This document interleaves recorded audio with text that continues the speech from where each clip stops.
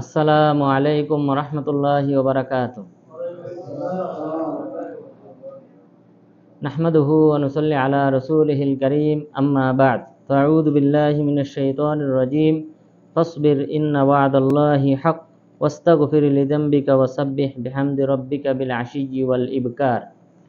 সমস্ত প্রশংসা, সমস্ত গুণগান সেই মহান রব্বুল আলামিনের জন্য, যিনি ঈদুল আজহার পর নতুন করে এই বৃহস্পতিবারের কোরআনের তাফসিরের দার্সে উপস্থিত হওয়ার তৌফিক দান করেছেন।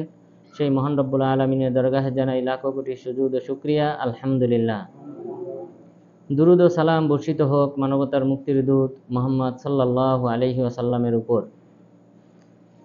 সম্মানিত উপস্থিতি, আজকে ইনশাআল্লাহ আমরা সূরা গাফিরের 55 থেকে সর্বশেষ যে আয়াত রয়েছে সেই পর্যন্ত ইনশাআল্লাহ আলোচনা করব। তো আজকের যে আয়াতগুলি মূলত রয়েছে, এটি মক্কার কুরাইশদের সম্পর্কে তাদের যে অভিযোগগুলি ছিল সেই অভিযোগ এবং তার প্রতি উত্তর সম্পর্কে আল্লাহ তাআলা এই আয়াতগুলি অবতীর্ণ করেছেন এবং সেই সাথে রাসূল সাল্লাল্লাহু আলাইহি ওয়াসাল্লামকে ধৈর্য ধারণের নির্দেশ দিয়েছেন এবং আল্লাহ তাআলার যে রুবুবিয়াত, তিনি যে সৃষ্টিকর্তা এবং মানুষের চেয়ে আসমান জমিন সৃষ্টি করাটা বেশি কঠিন, মানুষের পুনরুত্থান ঘটানো এটা আল্লাহ তাআলার জন্য মামুলি ব্যাপার, এই বিষয়গুলি আল্লাহ তাআলা এই আয়াতগুলিতে আলোচনা করেছেন। তো প্রথম আয়াত মহান রব্বুল আলামিন বলেন, ফাসবির ইন্না ওয়াদাল্লাহি হক, আপনি ধৈর্য ধারণ করেন, নিশ্চয়ই আল্লাহ তাআলার দেওয়া প্রতিশ্রুতি সত্য। এই আয়াতের আগের আয়াতগুলি হলো আল্লাহ তাআলা মূসা আলাইহিস সালাম সম্পর্কে আলোচনা করেছেন, যে মূসা আলাইহিস সালামকে আমি কিতাব দান করেছিলাম, তাওরাত দান করেছিলাম তাদের হিদায়াতের জন্য। এরপরে এসে রাসূল সাল্লাল্লাহু আলাইহি ওয়াসাল্লামের আলোচনা করতেছেন, ফাসবির ইন্না ওয়াদাল্লাহি হক, আপনি ধৈর্য ধারণ করুন। কিসের উপর? এই মক্কার কুরাইশরা যে আপনাকে কষ্ট দেয়, আপনার বিরোধিতা করে, এই কষ্টের উপর আপনি ধৈর্য ধারণ করেন, নিশ্চয়ই আল্লাহ তাআলার দেওয়া প্রতিশ্রুতি সত্য, বাস্তবায়িত হবে। অর্থাৎ যারা শিরিক করবে, কুফরি করবে, তাদের ক্ষেত্রে যে জাহান্নাম নির্ধারণ করা হয়েছে, এই শাস্তি অবধারিত, এই শাস্তির অন্তর্গত হবে এই সব লোক। সুতরাং আপনি শুধুমাত্র ধৈর্য ধারণ করুন। তো আপনার বিজয় নিশ্চিত, যেমনভাবে আমি মূসা আলাইহিস সালামকে বিজয় দান করেছিলাম ফিরাউনের উপর এবং তার সম্প্রদায়ের উপর। তো এটাই হলো আগের আয়াতের সাথে এই আয়াতের সম্পর্ক, যে মূসা আলাইহিস সালামকে যেভাবে আমি বিজয় দান করেছিলাম এবং ফিরাউনকে এবং তার দলবলকে যেভাবে আমি ধ্বংস করেছিলাম, অনুরূপভাবে আপনাকে বিজিত করব এবং আপনার বিরোধিতাকারী যারা রয়েছে তারাও অনুরূপভাবে পরাজিত হবে, ধ্বংস হবে। এরপর মহান রব্বুল আলামিন বললেন, ওয়াস্তাগফির লিযামবিক, আপনি আপনার পাপের জন্য, ভুল ত্রুটির জন্য ক্ষমা প্রার্থনা করুন। তো এই আয়াত থেকে বোঝা যায় যে তাহলে নবীগণ বিভিন্ন অপরাধ তথা পাপে জড়াতে পারেন, যেহেতু আল্লাহ তাআলা বললেন ওয়াস্তাগফির লিযামবিক, আপনি আপনার পাপের ক্ষমা প্রার্থনা করেন। তো এখানে আমাদের দুইটি বিষয় ক্লিয়ার হওয়া দরকার। প্রথম হলো যে নবীগণ মাসুম, আমরা জানি নবীগণ মাসুম, মাসুম মানে নিষ্পাপ। তো নবীগণ নিষ্পাপ কি থেকে? দুইটি বিষয় থেকে তারা নিষ্পাপ।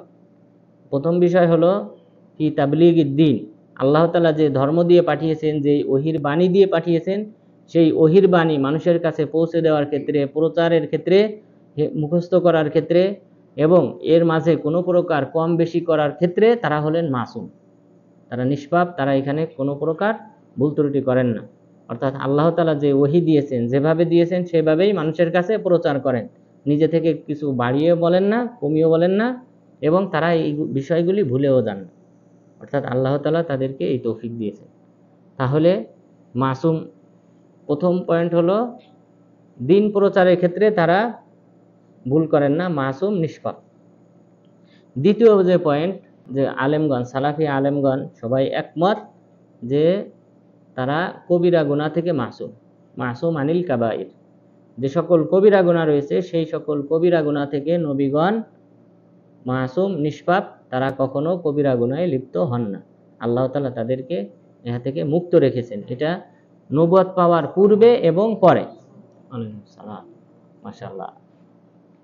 তাহলে নবীগণ মাসুম নিষ্পাপ কবিরা গুনাহ থেকে নবুয়ত পাওয়ার পূর্বে এবং পরে। তাহলে নবীগণ অল্প বয়সে হোক অথবা নবুয়ত পাওয়ার পরে হোক, তারা কবিরা গুনাহে লিপ্ত হন না। আল্লাহ তাআলা তাদেরকে ইহা থেকে মুক্ত রেখেছেন, নিষ্পাপ করেছেন।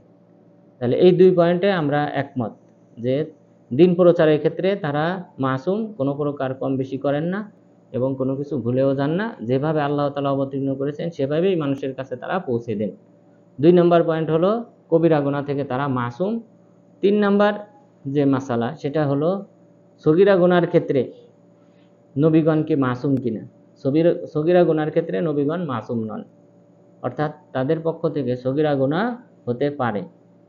তাহলে আল্লাহ তাআলা যে এই আয়াতে বললেন ওয়াস্তাগফির লিযামবিক, আপনি আপনার পাপের ক্ষমা প্রার্থনা করেন, তাহলে অর্থ হবে তারা যে সকল ছোট ভুল ত্রুটি করেন সেই ছোট ভুল ত্রুটির জন্য তাদেরকে আল্লাহ তাআলার কাছে ক্ষমা চাইতে বলা হয়েছে। তাহলে সগীরা গুনাহ থেকে নবীগণ মাসুম না, নিষ্পাপ নন, বরং সগীরা গুনাহ তাদের মধ্য থেকে হতে পারে। মহান রব্বুল আলামিন আদম আলাইহিস সালাম সম্পর্কে বলেছেন ওয়া আসা আদামু রাব্বাহু ফাগাওয়া, আদম আলাইহিস সালাম তার রবের নির্দেশ অমান্য করলেন অতঃপর গোমরাহ হলেন। এখানে যে নির্দেশ অমান্য করেছে এটা ছোট সগীরা গুনাহ ছিল, যে আল্লাহ তাআলা তাকে একটা গাছের কাছে যেতে নিষেধ করেছিলেন, সেই গাছের ফল ভক্ষণ করতে নিষেধ করেছিলেন, কিন্তু তিনি খেয়েছিলেন। তো এটা সগীরা গুনাহ। তো নবীগণের মাধ্যমে সগীরা গুনাহ হতে পারে, আর বিভিন্ন কিছু ভুলে যেতে পারেন। রাসূল সাল্লাল্লাহু আলাইহি ওয়াসাল্লাম বলেছেন ইন্নী আনসা কামা তানসাউন, আমি ভুলে যাই যেমন ভাবে তোমরা ভুলে যাও।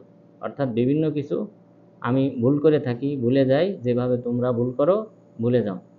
রাসূল সাল্লাল্লাহু আলাইহি ওয়াসাল্লাম 4 রাকাতের জায়গায় যোহরের নামাজে 2 রাকাত আদায় করে সালাম ফিরিয়ে বের হয়ে গেলেন মসজিদ থেকে। যুলইয়াদাইন রাদিয়াল্লাহু আনহু বললেন, হে আল্লাহর রাসূল, নামাজ কি কমিয়ে দেওয়া হয়েছে? তখন বললেন, কমানো হয় নাই, বাড়ানো হয় নাই, বরং যেভাবে আছে সেভাবেই আমি আদায় করেছি। তখন অন্যান্য সাহাবাদেরকে জিজ্ঞাসা করলেন, তারাও বললেন যে হ্যাঁ আল্লাহর রাসূল, আপনি 2 রাকাত আদায় করেছেন। তখন এসে আবার 2 রাকাত আদায় করে সিজদা দিয়ে সালাম ফিরালেন।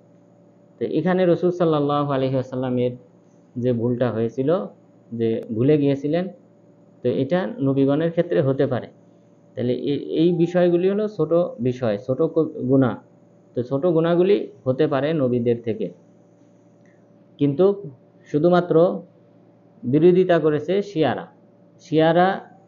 তাদের আকীদা হলো যে তাদের যে ইমামগণ আছে তারা নিষ্পাপ, মাসুম, সগীরা গুনাহ থেকে, কবিরা গুনাহ থেকে, এবং তারা কোনো প্রকার ভুলও করে না, নাউযুবিল্লাহ। অথচ নবীগণের বিভিন্ন সময় ভিন্ন কিছু ভুলে গেছেন। রাসূল সাল্লাল্লাহু আলাইহি সাল্লাম বললেন, আমি মানুষ, আমি ভুল করি যেমন তোমরাও ভুল করো। সুতরাং মানুষ হিসেবে ভুল ত্রুটি হয়, কিন্তু দিন প্রচারের ক্ষেত্রে নবীগণ মাসুম, মুক্ত, এবং কবিরা গুনাহ থেকে তারা মুক্ত, মাসুম। এখন এখানে আল্লাহ তাআলা বললেন ওয়াস্তাগফির লিযামবিক, আপনি আপনার পাপের জন্য ক্ষমা প্রার্থনা করেন। তাহলে এখানে পাপ বলতে কি বোঝানো হয়? ছোটখাটো যদি কোনো ভুল ত্রুটি থাকে, এটা একটা পয়েন্ট। দ্বিতীয় পয়েন্ট হলো, আমরা জানি যে আল্লাহ তাআলা রাসূল সাল্লাল্লাহু আলাইহি ওয়াসাল্লাম তার পূর্বের এবং পরের সকল গুনাহ ক্ষমা করে দিয়েছেন। রাসূল সাল্লাল্লাহু আলাইহি সাল্লামের পূর্বের এবং পরের সকল গুনাহ ক্ষমা করে দিয়েছেন। তো ক্ষমা করে দেওয়ার পর কেন তাকে বলা হলো যে ওয়াস্তাগফির লিযামবিক, আপনি আপনার পাপের ক্ষমা প্রার্থনা করেন? তো এই কারণে ইমাম কুরতুবী রাহিমাহুল্লাহ তিনি বলেছেন যে এখানে অর্থ হবে ওয়াস্তাগফির লি উম্মতি, আপনি আপনার উম্মতের জন্য ক্ষমা প্রার্থনা করেন। ইমাম কস্তালানী রাহিমাহুল্লাহ তিনি বলেছেন যে তিনি এই যে ইস্তেগফার করেন, এই ইস্তেগফারটা করেন তাআব্বুদান লিল্লাহ, আল্লাহ তাআলার উপাসনা হিসেবে। অর্থাৎ এটা আল্লাহর জিকিরের অন্তর্ভুক্ত। আল্লাহ তাআলার জিকিরের অন্তর্ভুক্ত হলো সুবহানাল্লাহ, আলহামদুলিল্লাহ, আল্লাহু আকবার, লা ইলাহা ইল্লাল্লাহ, আস্তাগফিরুল্লাহ, এরপর কুরআন তেলাওয়াত, এগুলি আল্লাহর জিকিরের অন্তর্ভুক্ত। আল্লাহর জিকির এটা ইবাদতের একটা প্রকার। তো এই আল্লাহর ইবাদত হিসেবে তিনি কি করতেন? এই ইস্তেগফার করতেন, বা আল্লাহ তাআলা ইস্তেগফার করার নির্দেশ দিয়েছেন। পাপ করেছেন এই কারণে না, বরং ইবাদত হিসেবে আল্লাহর কাছে ক্ষমা চাইতে বলেছেন। আর অন্যান্য মুফাসসিরিনগণ বলেছেন যে ওয়াস্তাগফির লিযামবিক, আপনি আপনার পাপের জন্য ক্ষমা প্রার্থনা করেন, এটার উদ্দেশ্য হলো উম্মতকে শিক্ষা দেওয়া যে আমাকে যেহেতু পাপ ক্ষমা চাইতে বলা হয়েছে, তাহলে উম্মতেরও উচিত আরো বেশি বেশি ক্ষমা প্রার্থনা করা। অর্থাৎ এই শিক্ষা দেওয়ার জন্য আল্লাহ তাআলা রাসূল সাল্লাল্লাহু আলাইহি ওয়াসাল্লামকে পাপের ক্ষমা চাইতে বলেছেন। তাহলে আমরা মোট তিনটি বিষয় বুঝতে পারলাম যে ক্ষমা প্রার্থনা করতে যে বলা হয়েছে, হতে পারে এটা দ্বারা উদ্দেশ্য সগীরা গুনাহ, এরপর দ্বিতীয় উদ্দেশ্য হতে পারে তার উম্মতকে শিক্ষা দেওয়ার জন্য, যে রাসূল সাল্লাল্লাহু আলাইহি সাল্লামকে যেহেতু ক্ষমা প্রার্থনা করতে বলা হয়েছে, সুতরাং আমাদেরকে আরো বেশি বেশি ক্ষমা প্রার্থনা করা উচিত, এই শিক্ষা দেওয়ার জন্য এই আয়াত অবতীর্ণ করেছেন। অথবা উম্মতের জন্য ক্ষমা প্রার্থনা করতে বলেছেন। এই তিনটা উদ্দেশ্য। এরপর রাসূল সাল্লাল্লাহু আলাইহি ওয়াসাল্লাম তিনি কি আমল করতেন এই ক্ষমা প্রার্থনার ক্ষেত্রে? তিনি বলেছেন, ইন্নী ওয়াল্লাহি লা আস্তাগফিরুল্লাহ ওয়া আতুবু ইলাইহি ফিল ইয়াউমি ৭০ মাররা, যে আল্লাহর শপথ, আমি প্রতিদিন আল্লাহর কাছে ক্ষমা প্রার্থনা করি এবং তওবা করি ৭০ বার। ৭০ বারের বেশি আমি তওবা করি এবং ক্ষমা প্রার্থনা করি, ইস্তেগফার পাঠ করি। আর এটা হলো সহিহ বুখারী মুসলিমের riwayat।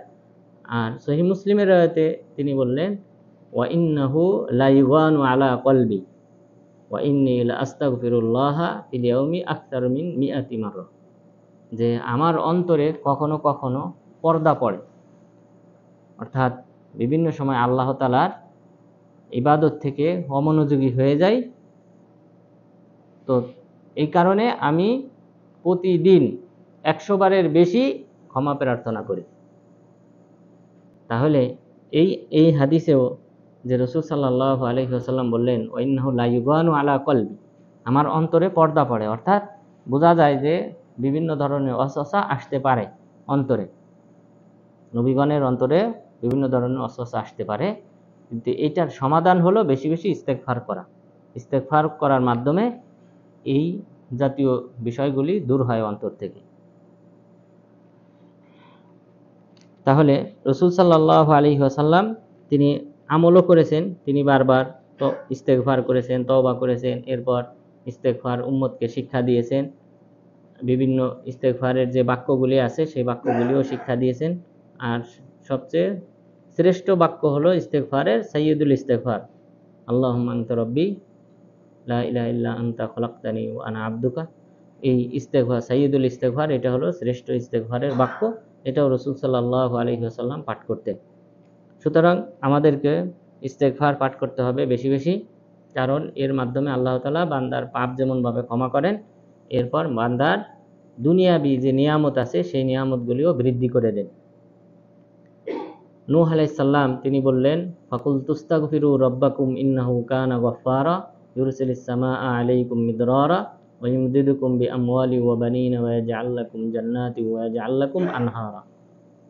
আমি তাদেরকে বললাম, তোমরা আল্লাহ তাআলার ক্ষমা প্রার্থনা করো, ইন্নাহু কানা গফফারা, নিশ্চয়ই তিনি ক্ষমাশীল করুণাময়। ইউরসিলিস সামাআ আলাইকুম মিদরারা, তিনি আসমান থেকে মুষলধারে বৃষ্টি বর্ষণ করবেন। ওয়া ইউমদিদুকুম বিআমওয়ালি ওয়া বানিন ওয়া ইয়াজআল লাকুম জান্নাতি ওয়া ইয়াজআল লাকুম আনহারা, এবং আল্লাহ তাআলা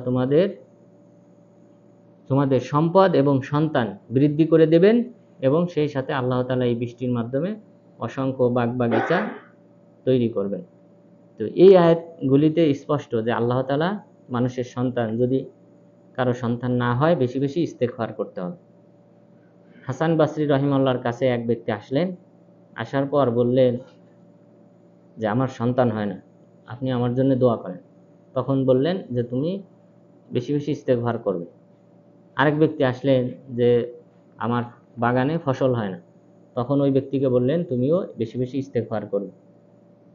তো তার মজলিসে বসে থাকা এক ব্যক্তি প্রশ্ন করলেন যে আপনি উভয় ব্যক্তিকে কেন একই পরামর্শ দিলেন? তখন তিনি এই আয়াতগুলি পাঠ করলেন যে আল্লাহ তাআলা যে বললেন যে বেশি বেশি ইস্তেগফার করলে বৃষ্টি বর্ষণ হবে, তো বৃষ্টি বর্ষণ হলে দুর্ভিক্ষ দূর হবে, বাগবাগিচা তৈরি হবে, ফসল গাছপালায় ফলমূল বেশি তৈরি হবে। এরপর আল্লাহ তাআলা তো স্পষ্টভাবে বললেন তোমাদের সন্তানও আমি বৃদ্ধি করে দেব। এই কারণে ইমাম হাসান আল বাসরি রাহিমাহুল্লাহ যাদের সন্তান হয় না তাদেরকে এই পরামর্শ দিতেন। সুতরাং দুনিয়াতেও ইস্তেগফারের মাধ্যমে দুনিয়াবি যে নিয়ামত আছে সেটাও অর্জন হয় এবং পরকালীন যে মর্তবা বান্দার মর্যাদা বৃদ্ধি হবে, পাপ না থাকলে সেই পাপটাও আল্লাহ তাআলা ক্ষমা করে দেন। এরপর বললেন ওয়াসাব্বিহ বিহামদি রব্বিকা বিল আশিয়্যি ওয়াল ইবকার, আপনি আপনার রবের গুণকীর্তন করেন, প্রশংসা করেন, বিল আশিয়্যি ওয়াল ইবকার, সকাল এবং সন্ধ্যায়। সকাল সন্ধ্যায় বেশি বেশি আল্লাহ তাআলার গুণকীর্তন করতে বলা হয়েছে।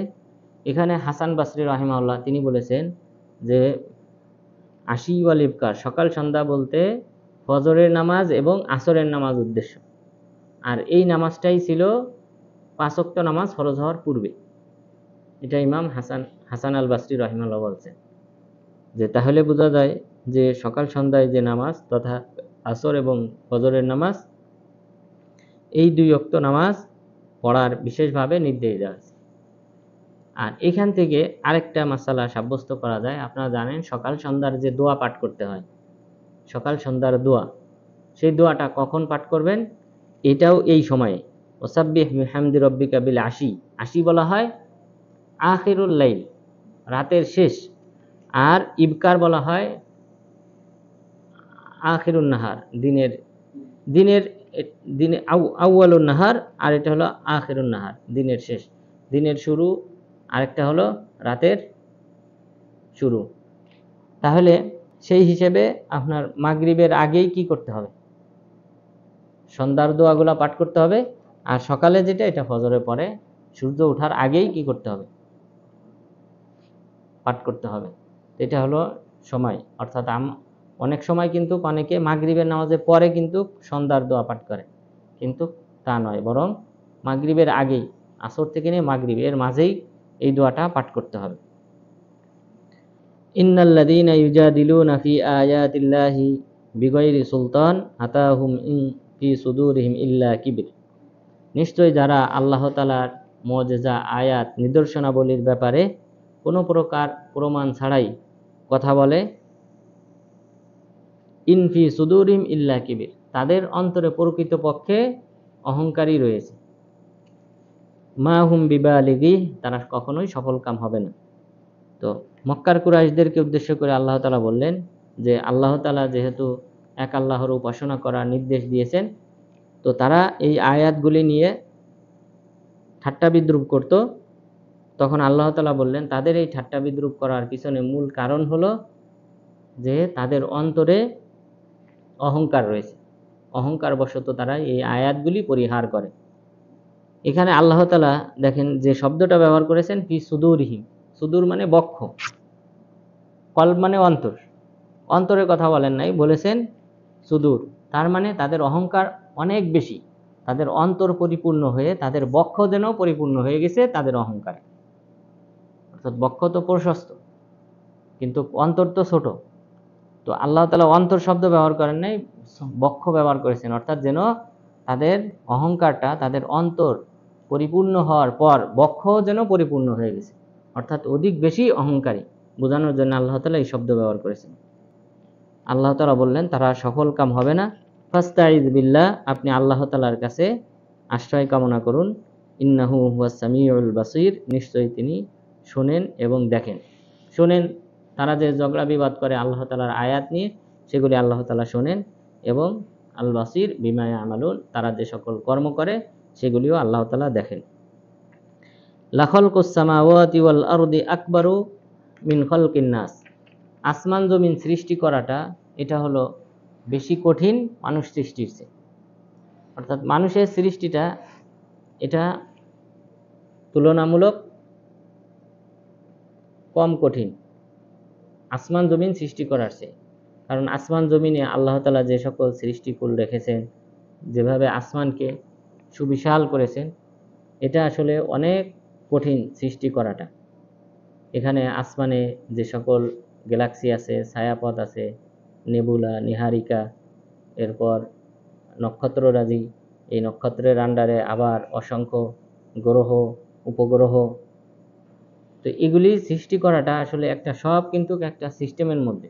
সূর্যকে কেন্দ্র করে ঘোরে 11টা গ্রহ, সেই 11টা গ্রহের একটা গ্রহ হলো আমাদের পৃথিবী, আর এই পৃথিবীকে কেন্দ্র করে ঘোরে চন্দ্র, এদেরকে উপগ্রহ বলা হয়।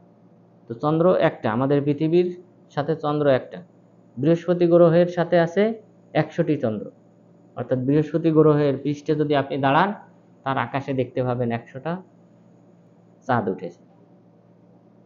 তাহলে এইভাবে যে আল্লাহ তাআলা কারুকার্য করে আসমান সৃষ্টি করেছেন, আল্লাহ তাআলা বললেন আসমান সৃষ্টি করাটা অনেক কঠিন মানুষ সৃষ্টির চেয়ে। কারণ এই কথাটা আল্লাহ তাআলা উল্লেখ করেছেন মক্কার মুশরিকদের প্রতি উত্তরে। তারা বলে যে হাইহাতা লিমা তুআদুন, আমাদেরকে যে পুনরুত্থানের প্রতিশ্রুতি দেওয়া হয় এটা অনেক দূরের বিষয়, আমাদের পুনরুত্থান হবে না। কিন্তু মানুষকে পুনরুত্থান করাটা, পুনরায় আবার সৃষ্টি করাটা, এবং প্রথমবার যখন সৃষ্টি করেছেন এটা সাধারণ বিষয় এই আসমান জমিন সৃষ্টির। এই কারণে আল্লাহ তাআলা এই আয়াতটা অবতীর্ণ করেছেন, ওয়ালাকিন্না আকসারান নাসি লা ইয়ালামুন, কিন্তু তাদের অধিকাংশই বোঝে না, জানে না।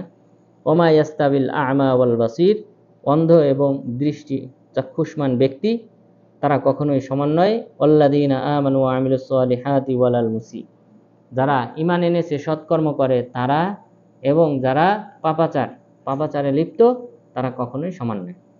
তাহলে অন্ধ ব্যক্তি যেমন ভাবে যে ব্যক্তি দেখে সেই ব্যক্তির সমান না, অনুরূপভাবে যে ব্যক্তি ঈমান এনেছে সৎকর্ম করেছে সেই ব্যক্তি পাপী ব্যক্তির মতো নয়, বরং এই পাপীদেরকে পরকালে শাস্তি দেওয়া হবে, শাস্তির সম্মুখীন করা হবে।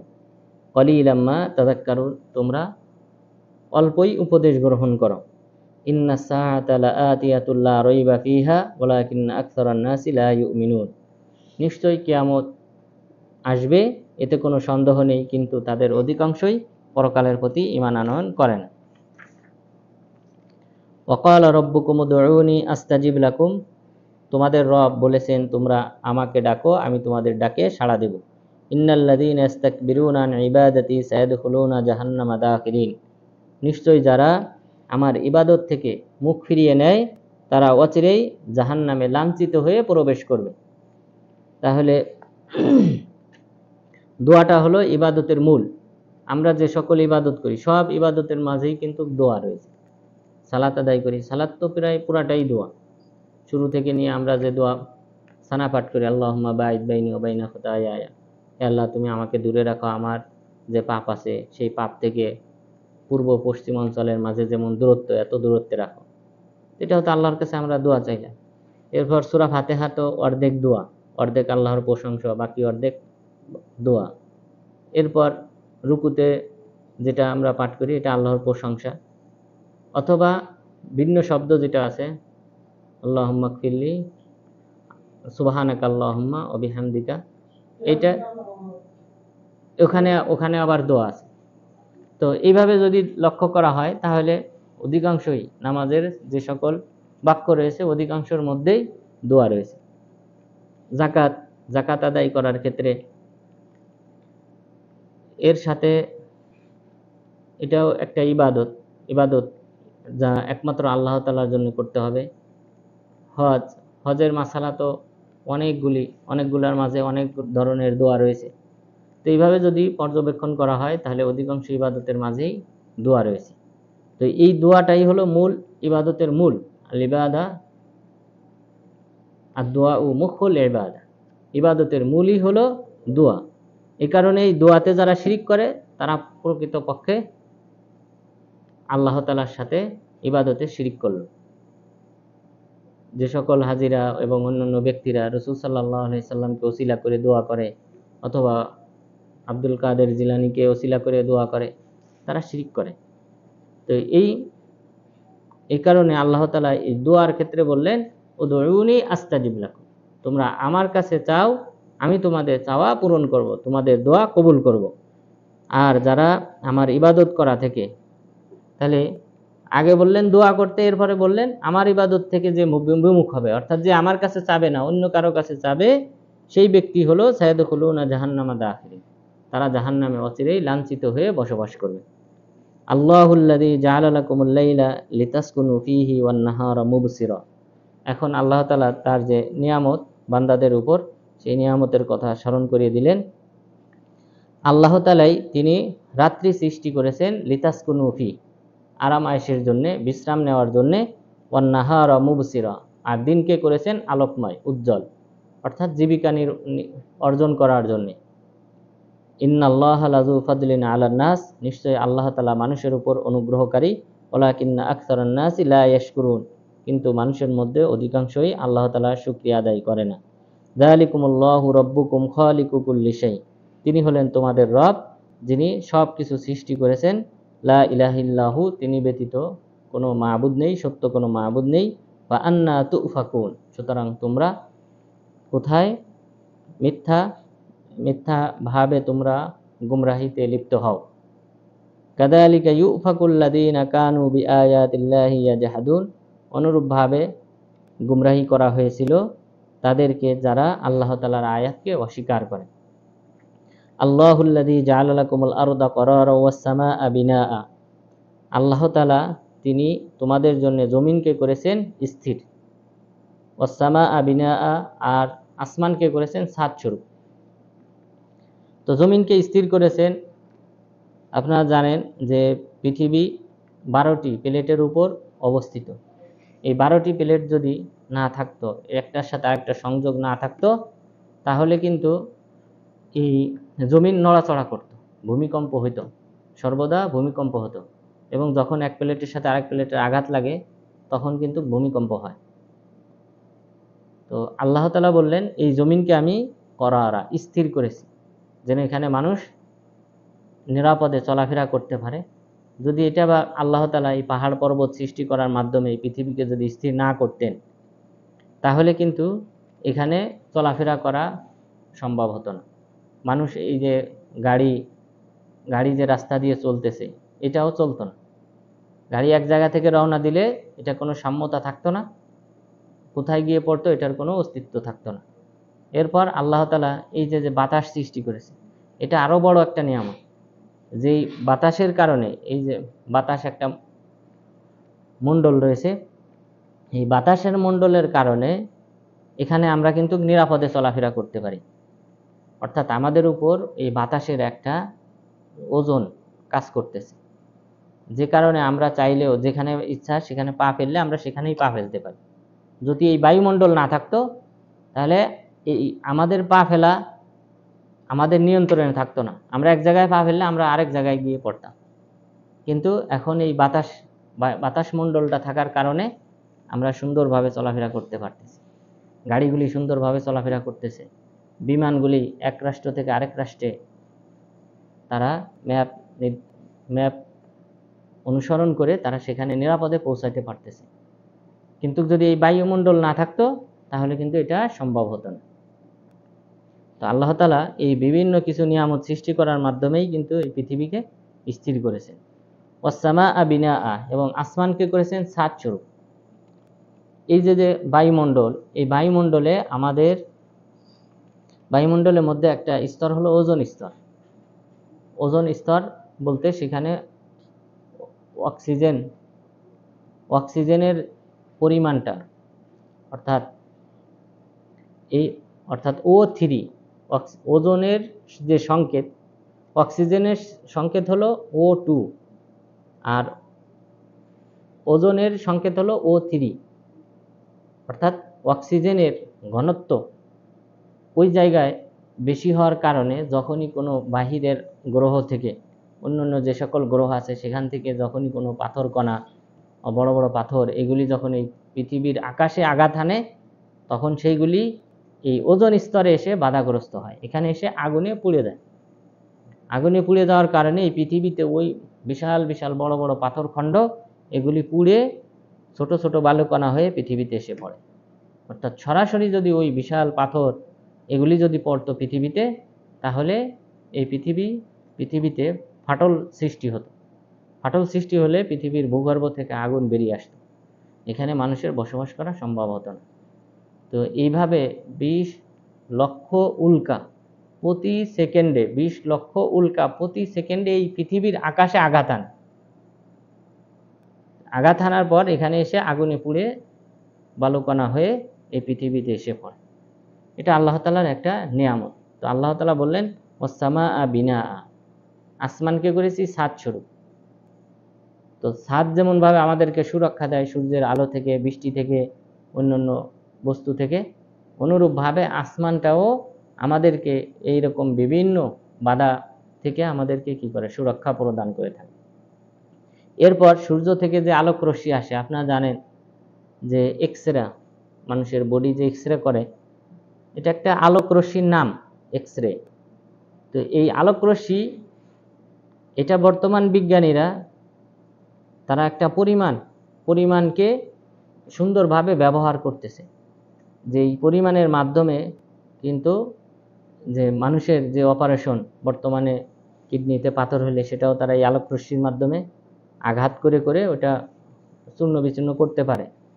তো এটা মানুষের কল্যাণে তারা ব্যবহার করতেছে, মানুষের পুরো বডি চেক করার জন্য এই আলোক রশ্মি ব্যবহার করতেছে। অথচ এই আলোক রশ্মিটা হলো এই মানব কোষের জন্য ক্ষতিকর, মানে মানুষের এই মানব কোষকে ধ্বংস করার জন্য এই আলোক রশ্মি যথেষ্ট। কিন্তু এই আলোক রশ্মি এই প্রথম আসমান থেকে, অর্থাৎ সূর্য থেকে সরাসরি আমাদের ভূপৃষ্ঠে যদি পড়তে পারতো, তাহলে এখানে কোনো প্রকার জীবজন্তু বেঁচে থাকতো না।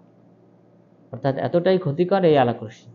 কিন্তু আল্লাহ তাআলার নিয়ামতে এই আলোক রশ্মিটা এই ওজোন স্তর থেকে বাধাগ্রস্ত হয়ে সীমিত আকারে পৃথিবীতে আসে, যেটা পরবর্তীতে মানুষরা নিজেদের কল্যাণে ব্যবহার করতে পারে। যদি সরাসরি আসতো তাহলে এখানে কোনো প্রকার জীবজন্তু, মানুষ তাদের বসবাস করা সম্ভব হতো না। তো আল্লাহ তাআলা এই জন্যই বললেন যে আমি জমিনকে স্থির করেছি, মানুষের বসবাসের উপযোগী করেছি, আসমানকে ছাদ স্বরূপ করেছি, নানান বাধা বিপত্তি থেকে মানুষকে সুরক্ষা প্রদান করি। ওয়াসাওয়ারাকুম ফাআহসানা সুওয়ারাকুম, এবং তোমাদেরকে আকৃতি গঠন প্রদান করেছেন এবং উত্তম আকৃতি প্রদান করেছেন। ওয়ারাযাকাকুম মিনাত তাইয়্যিবাত, এবং উৎকৃষ্ট রিজিক তোমাদেরকে দান করেছেন। যালিকুমুল্লাহু রাব্বুকুম, তিনিই হলেন তোমাদের রব।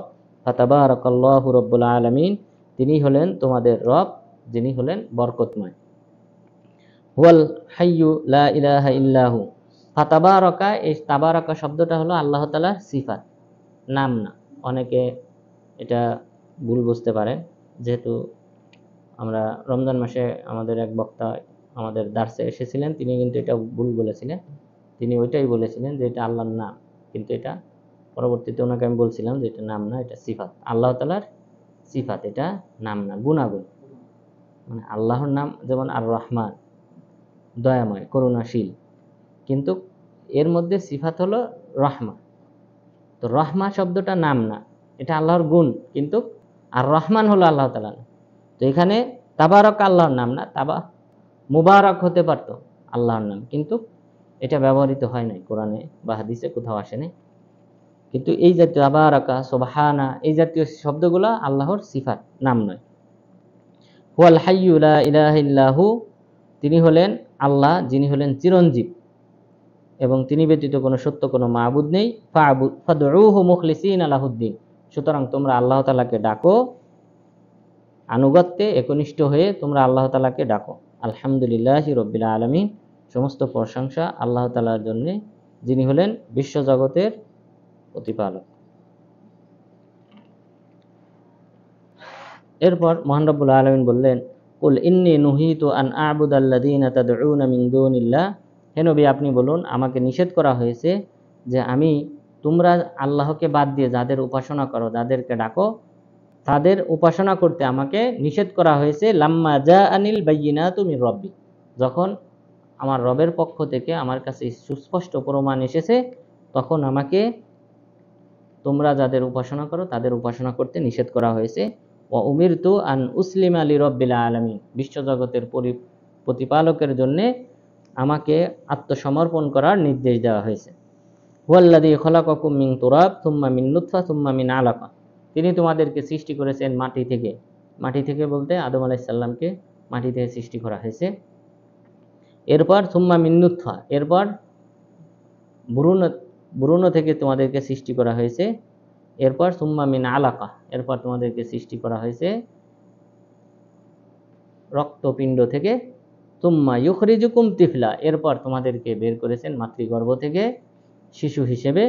তুম্মা লিতাবলুগু আশুদ্দাকুম, এরপর তোমরা যৌবনে পদার্পণ করো। তুম্মা লিতাকুনু শুয়ুখা, এরপরে তোমরা বার্ধক্য তথা বৃদ্ধ হয়ে যাও। ওয়ামিনকুম মান ইউতাওয়াফা মিন ক্বাবলু, তোমাদের মধ্যে কেউ কেউ আবার এই বয়স পাওয়ার পূর্বে, বার্ধক্য হওয়ার পূর্বে, যৌবন পাওয়ার পূর্বে তোমাদের অনেকেই মারা যায়। ওয়ালিতাবলুগু আজালাম মুসাম্মা, তোমরা যেন নির্দিষ্ট সময় পূর্ণ করতে পারো। ওয়ালা আল্লাকুম তাআকিলুন, তোমরা যেন অনুধাবন করতে পারো। অর্থাৎ আল্লাহ তাআলা আমাদেরকে এই সিস্টেমেই সৃষ্টি করেছেন। মাটি থেকে আদম আলাইহিস সালামকে সৃষ্টি করেছেন, এরপর হাওয়া আলাইহিস সালামকে আদম আলাইহিস সালাম থেকে সৃষ্টি করেছেন, এর পরবর্তীতে এই নুতফা তথা ভ্রূণ থেকে আল্লাহ তাআলা আমাদেরকে সৃষ্টির প্রক্রিয়া শুরু করেছেন। হুয়াল্লাযী ইউহয়ী ওয়া ইউমীত, আর তিনি তোমাদের জীবন দান করেন, তিনি তোমাদের মৃত্যু প্রদান করেন। ফাইদা কদা আমরান ফাইন্নামা ইয়াকুলু লাহু কুন ফায়াকুন, যখন তিনি কোনো কিছু সৃষ্টি করার ইচ্ছা পোষণ করেন তখন তিনি শুধুমাত্র বলেন হও, আর হয়ে যায়। আলাম তারা ইলাল্লাযীনা ইউজাদিলুনা ফি আয়াতিল্লাহি আন্না ইউসরাফুন, আপনি কি লক্ষ্য করেন না যে যারা আল্লাহ তাআলার আয়াতের ব্যাপারে তর্ক বিতর্ক করে, আন্না ইউসরাফুন, তারা কোথায় গুমরাহি হচ্ছে। আল্লাযীনা কাযযাবু বিল কিতাবি ওয়া বিমা আরসালনা বিহি রুসুলানা, যারা আমি যে কিতাব দিয়ে প্রেরণ করেছি আমি এবং আমার রসুলগণকে যে ওহী দিয়ে প্রেরণ করেছি সেই ওহীকে অস্বীকারী। ফাসাউফা ইয়ালামুন, তারা অচিরেই জানতে পারবে যে নবী রাসূলগণকে এবং আসমানি কিতাবকে অস্বীকার করার পরিণাম কি। তাহলে আল্লাহ তাআলা যে কোরআন দিয়েছেন, নবী রাসূলগণকে যে আদর্শ দিয়ে পাঠিয়েছেন, সেটা যদি কেউ অনুসরণ না করে তাহলে তারা অচিরেই জানতে পারবে যে এর পরিণাম কি হবে। পরিণাম কি হবে? ইদিল আগলালু ফি আনাকি, যখন তাদের গর্দানে বেড়ি পরানো হবে, ওয়াসসালাসিল ইসহাবুন, এবং তাদের পায়ে শিকল পরানো হবে, ইসহাবুন জাহান্নাম, এবং টেনে নিয়ে যাওয়া হবে। কোথায় টেনে নিয়ে যাওয়া হবে? ফিল হামিম, ফুটন্ত পানির উপর দিয়ে। জাহান্নামে নিক্ষেপের পূর্বে তাদেরকে গলায় বেড়ি পরানো হবে, পায়ে শিকল পরানো হবে, আর অন্য আয়াতে বলা হয়েছে 70 গজ বিশিষ্ট শিকলে তাদের পেঁচানো হবে। পেঁচানোর পর এরপরে ফিল হামি, ফুটন্ত পানির উপর দিয়ে টেনে হেঁচড়ে নিয়ে, তুম্মা ফিন্নারি ইউসজারুন, এরপরে জাহান্নামে নিক্ষেপ করা হবে। ইউসজারুন মানে দগ্ধ করা হবে, পোড়ানো হবে, জ্বালিয়ে পুড়িয়ে ছারখার করা হবে এই আগুনে। তখন তারা বুঝতে পারবে যে নবী রাসূলগণ এবং আসমানি কিতাব অস্বীকার করার পরিণাম কি। তুম্মা কিলা লাহুম আইনা মা কুনতুম তুশরিকুন, তখন বলা হবে তোমরা যাদেরকে শিরিক করতে তারা কোথায়। মিন দুনিল্লাহ, আল্লাহ ব্যতীত, অর্থাৎ হাসরের ময়দানে আল্লাহ ব্যতীত অন্য কেউ থাকবে না। তখন আল্লাহ তাআলা জিজ্ঞাসা করবেন তোমরা যাদের উপাসনা করতে, শিরিক করতে, তারা কোথায়। ক্বালু দাল্লু আন্না, তখন তারা বলবে আমাদের থেকে উদাও হয়ে গেছে। বাল্লাম নাকুন নাদউ মিন ক্বাবলু শাইআ, বরং পরে অস্বীকার করবে, বরং আমরা তো কাউকে ডাকতাম না, অর্থাৎ আল্লাহ ছাড়া অন্য কাউকে আমরা ডাকতাম না, অর্থাৎ মিথ্যা বলবে। কাযালিকা ইউদিল্লুল্লাহুল কাফিরিন, এভাবে আল্লাহ তাআলা কাফেরদেরকে গোমরাহি করেন। যালিকুম বিমা কুনতুম তাফরাহুনা ফিল আরদি বিগাইরিল হক, তোমাদের আজকের এই পরিণামের কারণ হলো তোমরা পৃথিবীতে অন্যায়ভাবে আনন্দ উল্লাস করতে। ওয়া বিমা কুনতুম তামরাহুন, এবং তোমরা গর্ব অহংকার প্রদর্শন করতে। গর্ব অহংকার করা এবং আনন্দ উল্লাস করা অন্যায়ভাবে, এ কারণেই তোমাদের আজ এই পরিণাম। উদখুলু আবওয়াবা জাহান্নামা খালিদিনা ফিহা, তোমরা জাহান্নামের যে কোনো গেট দিয়ে প্রবেশ করো, তথায় তোমরা চিরস্থায়ীভাবে অবস্থান করবে। ওয়া বি'সা মাসওয়াল মুতাকাব্বিরিন, অহংকার প্রদর্শনকারীদের পরিণাম কতই না নিকৃষ্ট। ফাসবির ইন্না ওয়াদাল্লাহি হক, আপনি ধৈর্য ধারণ করুন, নিশ্চয়ই প্রতিশ্রুতি সত্য। ইম্মা নুরিয়ান্নাকা বা'দাল্লাযী নাইদুহুম আও নাতাওয়াফায়ান্নাকা ফাইলাইনা ইউরজাউন। মক্কার কুরাইশরা তারা পৃথিবীতেই শাস্তি কামনা করেছিল। আল্লাহ তাআলা বললেন তাদের এই প্রতি উত্তরে, আমি যদি আপনাকে তাদেরকে যে শাস্তির প্রতিশ্রুতি দিয়েছি তা যদি আমি আপনাকে দেখাই, অথবা আও নাতাওয়াফায়ান্নাকা, অথবা আপনার মৃত্যু দিয়ে দিই, আপনি মারা গেলেন, তাদেরকে শাস্তি দিলাম না, তাহলে শাস্তি যদি দেখাই আপনার জীবদ্দশায়, অথবা না দেখাই, অথবা আপনাকে মৃত্যু দিয়ে দিই, তাহলে এতে কোনো পার্থক্য হবে না। ফাইলাইনা ইউরজাউন, তাদেরকে তো আমার কাছেই প্রত্যাবর্তন করতে হবে, ফিরিয়ে আনা হবে। অর্থাৎ আমার কাছে যখন আসবে তখন আমি পূর্ণ মাত্রায় শাস্তি দেব। দুনিয়াতে আপনার জীবদ্দশায় শাস্তি দিই অথবা না দিই, কিন্তু মৃত্যুর পরে তারা অবশ্যই আমার কাছে ফিরে আসবে, তখন আমি তাদের শাস্তি পরিপূর্ণভাবে প্রদান করব। ওয়ালাকাদ আরসালনা রুসুলাম মিন ক্বাবলিকা মিনহুম মান কাসাসনা আলাইক, আমি আপনার পূর্বে অনেক নবী রাসূল প্রেরণ করেছিলাম, যাদের অনেকের ঘটনা আপনার কাছে বর্ণনা করেছি। অমিনহুম মান লাম নাকসুস আলাইক, এবং অনেকের ঘটনা আপনার কাছে বর্ণনা করি নাই। তাহলে মোট কতজন নবীর নাম উল্লেখ করা হয়েছে কোরআনে? 25। আর বেশ কয়েকজন নবীর ইঙ্গিত দেওয়া হয়েছে। বেশ কয়েকজন নবীর নাম উল্লেখ করা হয় নাই সরাসরি, ইঙ্গিতে উল্লেখ করা হয়েছে। যেমন তাদের মধ্যে অন্যতম হলেন ইউশা বিন নুন, তার ইঙ্গিত দেওয়া হয়েছে। আরও বেশ কয়েকজন নবীর কথা উল্লেখ করা হয় নাই, কিন্তু ইঙ্গিত উল্লেখ করা হয়েছে। ওয়ামা কানা লিরাসূলিন আইয়াতিয়া বিআয়া ইল্লা বিইযনিল্লাহ। আর মক্কার কুরাইশদের আরেকটা দাবি ছিল যে মুজিজা প্রদর্শন করা, যে মুহাম্মদ সাল্লাল্লাহু আলাইহি ওয়াসাল্লাম তিনি যদি সত্য নবী হন তাহলে কেন মুজিজা দেখায় না। মুজিজার মধ্যে তারা বেশ কয়েকটা দাবি করেছিল, তার মধ্যে একটা হলো জাবালে আবু কুবাইসকে স্বর্ণের পাহাড়ে পরিণত করা, যেই পাহাড়কে তুমি যদি নবী হও স্বর্ণের পাহাড়ে পরিণত করো, আমরা ঈমান আনব। এভাবে বিভিন্ন কিছু দাবি করেছিল। আল্লাহ তাআলা কি বললেন? ওমা কানা লিরাসূলিন আইয়াতিয়া বিআয়া ইল্লা বিইযনিল্লাহ, কোন নবীর জন্য সমীচীন নয় যে তিনি কোনো মুজিজা প্রকাশ করবেন, এটা কোনো নবীর দায়িত্ব না। ফাইদা জা আমরুল্লাহ কুদিয়া বিল হক, তাহলে এটা যদি নবীদের দায়িত্ব না হয় মুজিজা প্রকাশ করা, তাহলে যারা নিজেদেরকে ওলি দাবি করে এবং মুজিজার মাধ্যমে যে সে নিজে যে কোনো সময় চাইলে কোনো একটা মুজিজা প্রকাশ করতে পারে, তাহলে বুঝতে হবে সে শয়তানের মাধ্যমে এগুলি করে। কারণ মুজিজা বা কারামত, অর্থাৎ নবীদের ক্ষেত্রে মুজিজা বলা হয় যে অলৌকিক বিষয় ঘটে তিনজনের মাধ্যমে, অর্থাৎ তিন ব্যক্তির মাধ্যমে ঘটতে পারে। একটা হলো নবীগণের মাধ্যমে, যদি কোনো অলৌকিক কিছু ঘটে তাহলে সেটাকে মুজিজা বলা হয়। আর যদি কোনো সাধারণ মুমিনের মাধ্যমে প্রকাশ হয় এটাকে কারামত বলা হয়, কারামা।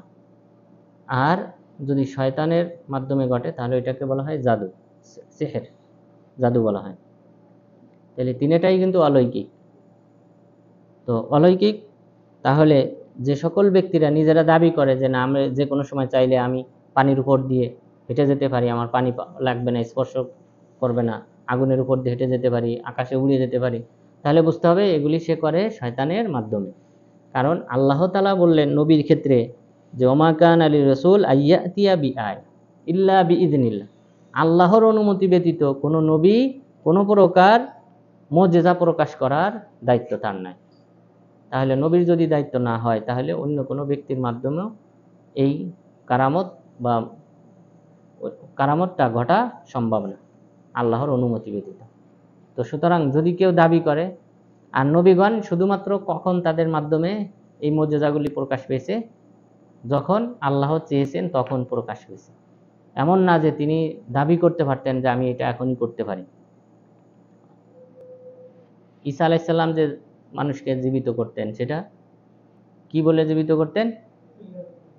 কুম বিইযনিল্লাহ, আল্লাহর নির্দেশে তুমি ওঠো, মানে এটাও আল্লাহ তাআলার নির্দেশেই কিন্তু সে জীবিত হতো। অর্থাৎ আল্লাহ তাআলার মাধ্যমেই কিন্তু সবকিছু হয়। তো সুতরাং যারা এই জাতীয় দাবি করবে বুঝতে হবে তারা জিন শয়তানের মাধ্যমে এই জাতীয় অলৌকিক বিষয়গুলি ঘটায়। ফাইদা জা আমরুল্লাহ কুদিয়া বিল হক ওয়া খাসিরা হুনালিকাল মুবতিলুন, আর যখন আল্লাহ তাআলার নির্দেশ এসে যাবে, অর্থাৎ কিয়ামত এসে যাবে, কুদিয়া বিল হক, তখন তাদের মাঝে ফয়সালা করা হবে। আর ওই ফয়সালার সময় মুবতিলুন তথা যারা ভ্রান্ত পথ অবলম্বনকারী তারাই সেদিন ক্ষতিগ্রস্তদের অন্তর্ভুক্ত হবে।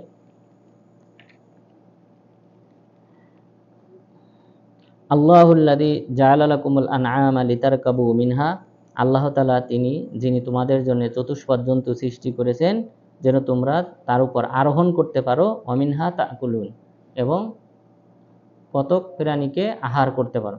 তাহলে আরোহণ এবং আহার করার জন্য, গোশত খাওয়ার জন্য আল্লাহ তাআলা চতুষ্পদ জন্তু সৃষ্টি করেছেন। ওয়ালাকুম ফিহা মানাফিউ, এবং এই চতুষ্পদ জন্তুর মাঝে তোমাদের জন্য রয়েছে অনেক উপকারিতা। ওয়ালিতাবলুগু আলাইহা হাজাতান ফি সুদুরিকুম ওয়া আলাইহা ওয়া আলাল ফুলকি তুহমালুন, এবং যেন তোমরা তোমাদের অন্তরে যে সকল প্রয়োজনীয়তা রয়েছে সেই প্রয়োজনীয়তা যেন তোমরা পূর্ণ করতে পারো, এবং ওয়া আলাইহা ওয়া আলাল ফুলকি তুহমালুন, তোমাদেরকে বহন করা হয় এই জীবজন্তুর উপর এবং নৌযানের উপর, সমুদ্রে চলমান নৌযানের উপর এবং এই সকল জীবজন্তুর উপর তোমাদেরকে বহন করা হয়। ওয়ায়ুরিকুম আয়াতিহি, তিনি তোমাদেরকে তার নিদর্শন দেখান। বা আইয়া আয়াতিল্লাহি তুনকিরুন, সুতরাং তোমরা আল্লাহ তাআলার কোন আয়াতকে অস্বীকার করবে। তাহলে আজকের আলোচনায় আমরা যে কয়েকটি বিষয় জানলাম, যে মহান রব্বুল আলামিন রাসূল সাল্লাল্লাহু আলাইহি ওয়াসাল্লামকে, মূসা আলাইহিস সালামকে যেমন বিজয় দান করেছিলেন, অনুরূপ বিজয় দান করার জন্য তিনি তাকে ধৈর্য ধারণ করতে বললেন, এবং সেই সাথে মক্কার কুরাইশরা যে সকল আয়াত নিয়ে বিভিন্ন বাক বিতণ্ডা করে, আল্লাহ তাআলা বললেন এটা শুধুমাত্র তারা অহংকার বশত এই কাজগুলি করে, এবং বেশি বেশি রাসূল সাল্লাল্লাহু আলাইহি সাল্লামকে আল্লাহর প্রশংসা করতে বলেছেন সকাল সন্ধ্যায়, সেই সাথে ইস্তেগফার করতে বলেছেন। আর আমরা জানলাম যে নবীগণ দিন প্রচারের ক্ষেত্রে, ওহির বাণী প্রচারের ক্ষেত্রে তারা মাসুম, এবং সেই সাথে কবিরা গুনাহ থেকে মাসুম, আর সগীরা গুনাহ তাদের মধ্য থেকে হতে পারে, যেমনটা বিভিন্ন নবীর ক্ষেত্রে ঘটেছে এবং আল্লাহ তাআলা কোরআনে আয়াত অবতীর্ণ করেছেন। এরপর আল্লাহ তাআলা যারা তাওহীদপন্থী এবং যারা ঈমান এনেছে তাদেরকে চাক্ষুষ্মান ব্যক্তির সাথে তুলনা করেছেন, আর তারা কখনোই অন্ধ ব্যক্তির মতো না, এবং সেই সাথে খারাপ যে সকল ব্যক্তিরা আমল করে তারাও পরকালে এই যারা ঈমান এনেছে সৎকর্ম করেছে তাদের মতো না, বরং তাদেরকে আল্লাহ তাআলা মর্যাদার মাধ্যমে তাদের মর্যাদা বৃদ্ধি করে দিবেন পরকালে, এবং জান্নাতে তাদেরকে আসন প্রদান করবেন। আর যারা অন্যায়কারী তাদেরকে লাঞ্ছিত করবেন, জাহান্নামে নিক্ষেপ করবেন। এরপর কিয়ামতের বিষয়ে আল্লাহ তাআলা উল্লেখ করেছেন যে কিয়ামত সত্য, কিয়ামত অচিরেই আসবে, এবং সেই সাথে আল্লাহ তাআলা ইবাদত একমাত্র তার জন্যই করতে বলেছেন। আর মানুষকে যে সকল নিয়ামত আল্লাহ তাআলা দুনিয়াতে দিয়েছেন তার মধ্যে কয়েকটি নিয়ামতের কথা উল্লেখ করেছেন, যে রাত্রি, যে রাত্রিতে মানুষ বিশ্রাম করে, আর দিনে যেখানে মানুষ জীবিকা উপার্জন করে, এটা আল্লাহ তাআলার একটা বড় নিয়ামত। এরপর আল্লাহ তাআলা জমিনকে স্থির করেছেন, মানুষের বসবাসের উপযোগী করেছেন। এরপর আসমানকে ছাদ স্বরূপ করেছেন, যে ছাদের মাধ্যমে মানুষকে বিভিন্ন বালা মুসিবত থেকে সুরক্ষা প্রদান করেন। এরপর রাসূল সাল্লাল্লাহু আলাইহি ওয়াসাল্লামকে একমাত্র তারই উপাসনা করতে বলা হয়েছে, আল্লাহ তাআলার উপাসনা করতে বলা হয়েছে। যে সকল দেবদেবী আছে সেগুলির পূজা পরিহার করতে বলা হয়েছে। এরপর মানুষের সৃষ্টির প্রক্রিয়া সম্পর্কে আল্লাহ তাআলা উল্লেখ করেছেন, যে প্রথমে মাটি থেকে সৃষ্টি করা হয়েছে, এরপর নুতফা থেকে সৃষ্টি করা হয়েছে, এরপর মাতৃগর্ভে ধীরে ধীরে আল্লাহ তাআলা বৃদ্ধি করেন। এরপর পৃথিবীতে আসার পর আল্লাহ তাআলা কাউকে যৌবনে পৌঁছান, কাউকে বার্ধক্য বয়সে পৌঁছান, কাউকে এর আগে অথবা এর পরেও মৃত্যু প্রদান করেন। এরপর আল্লাহ তাআলা যে সকল ব্যক্তিরা আল্লাহ তাআলার সাথে শিরিক করে এবং কুফরি করে তাদের পরিণাম সম্পর্কে উল্লেখ করেছেন, যে তাদের গলায় বেড়ি পরানো হবে, অর্থাৎ যেই বেড়ির মাধ্যমে তাদের মাথা উপরের দিক উঠে যাবে, নিচু করতে পারবে না, এবং সেই সাথে পায়ে শিকল পরানো হবে, এবং পুরা শরীরে শিকল দিয়ে 70 গজ বিশিষ্ট শিকল দিয়ে তাদেরকে পেঁচানো হবে। এরপর ফুটন্ত পানির উপর দিয়ে টেনে হেঁচড়ে নিয়ে তারপর জাহান্নামে নিক্ষেপ করা হবে, এবং সেখানে তাদেরকে পোড়ানো হবে। তো সুতরাং আল্লাহ তাআলা আমাদেরকে যে দিন দিয়েছেন, যে কোরআন এবং হাদিস দিয়েছেন, আল্লাহ তাআলা আমাদেরকে যেন এই কোরআন এবং হাদিসের উপর অটল থাকার মাধ্যমে ইহকালীন পরকালীন সফলতা অর্জন করার তৌফিক দান করেন। আমিন। ওয়া আখিরু দাওয়ানা আলহামদুলিল্লাহি রাব্বিল আলামিন।